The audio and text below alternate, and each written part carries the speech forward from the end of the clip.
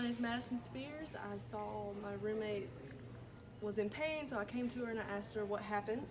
And then she said she fell down the stairs, so I survey the scene, make sure everything's safe, but get her on flat ground so I can help her out. And then I go up to her and I say, "Can I help you?" Yes. And then since there's a deformity on her wrist, I call 911 and get them on the phone and get them coming in so that I don't have to, well, I could drive her, but like call 911. And then I put on gloves to prevent disease transmission. And while I'm doing this, I can ask her some sample questions like signs and symptoms. Obviously, you broke your wrist, fell down the stairs. Or do you have any allergies? No. Or are you on any medication? Mm-mm. And then your last oral intake? I had some water. Some water, that's fine. And then I'm gonna split her wrist and then I'm gonna sling her wrist onto her body so she can't move it. So to split her wrist, I'm gonna use a soft splint and I'm just gonna put it right underneath and fold it around. And then I'm gonna get her to hold this first so that her wrist stays sturdy.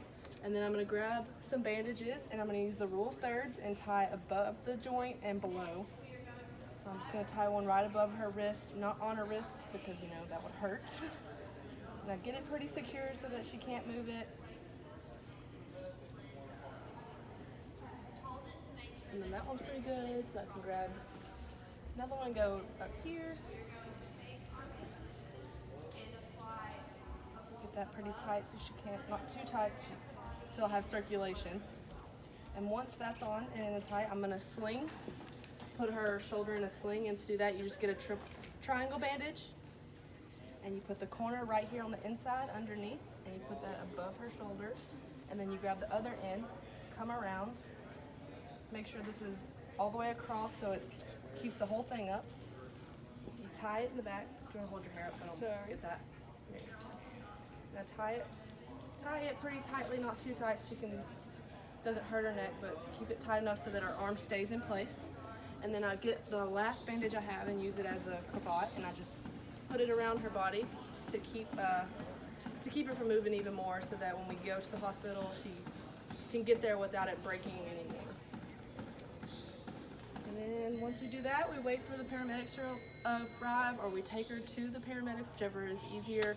And then that's it. And then we take off our gloves. To take off our gloves, we just pinch it halfway, and then take off your whole other one, and use the inside to grab the already used glove, and you put them in a plastic baggie and dispose of them properly.